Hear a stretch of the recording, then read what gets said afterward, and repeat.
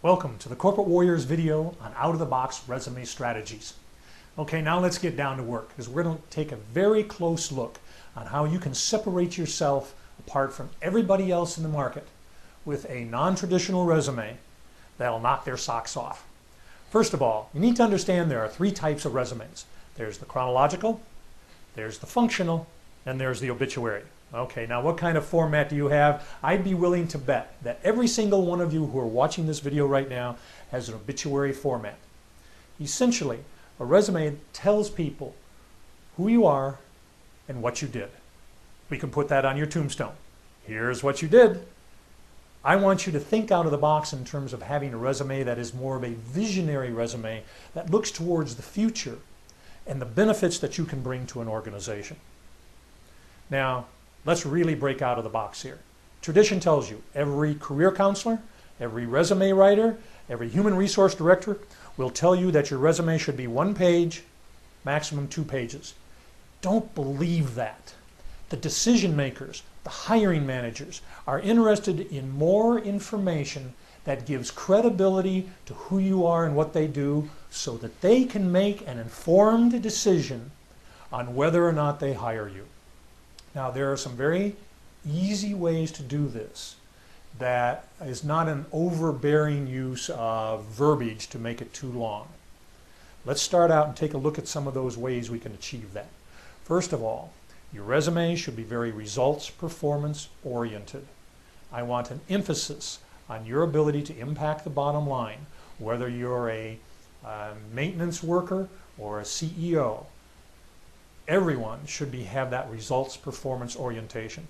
Secondly, always make certain your resume is accurate in terms of dates, in terms of spelling, punctuation, and grammar.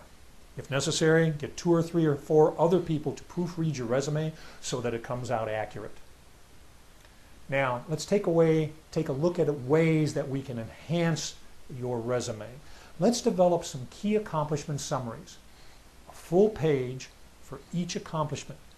And you can submit these with your resume. There's no rule out there that says you can't do this. And people will take a look at those accomplishment summaries, and that will separate you apart from the competition. Now, here's what those summaries should consist of. It should have a problem statement, probably 1 or 2 sentences in terms of what was the problem or challenge or task or project that you were part of. Secondly, you want to provide a solution, probably in a series of bullets that define how you approach the problem and then how you executed the solution. Finally, there will be bottom line results. And this is where you want to quantify. Facts, figures, numbers that shows exactly how you impacted the bottom line. At the very least, you want to have a good qualitative result that sets you apart.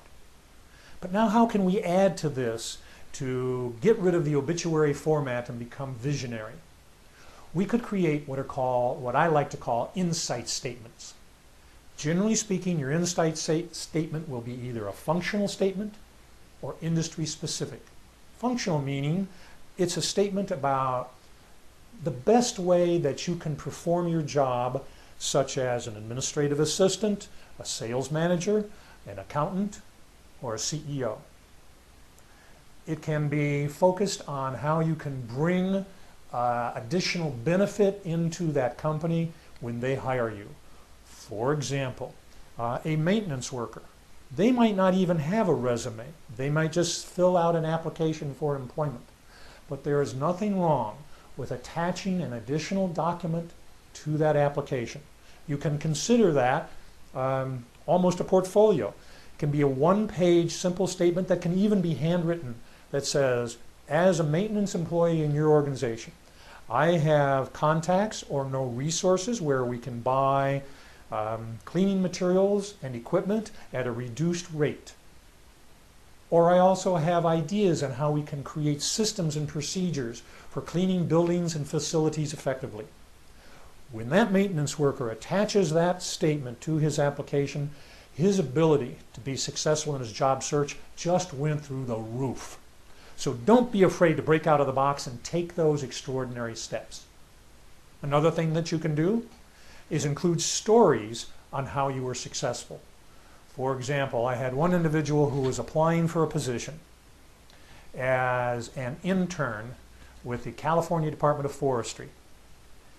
He wrote a one-page summary of a bike trip he took from California to Utah and shared his experiences in terms of learning about the environment and whether it was in the mountains or in the desert.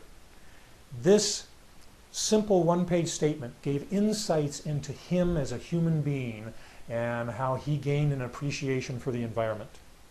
He used that, and within 1 week he landed the job. Now, there are two other elements that you can include in your portfolio that are extraordinarily powerful. Number one are visuals. Incorporate into your resume graphs, tables, charts, pie charts, or organization charts that can demonstrate how you achieve success. Visuals are very effective. Today with my clients, I insist that every single client include a visual in their resume. Last but not least, and the most important thing that you can do, is create powerful videos or create a video summary of your expertise and incorporate it into your resume. It should be no more than a minute to a minute and a half. In today's world, it's easy to do with a mini DV camera. You see it done all the time on the internet. Now incorporate that with your resume or send it with your resume when you apply for a position. It is a very powerful way of setting you apart from other people. So I wish you the very best of success in your search. I hope you'll create a dynamite, powerful resume incorporating these ideas. And we'll talk to you about other strategies in making your job search successful.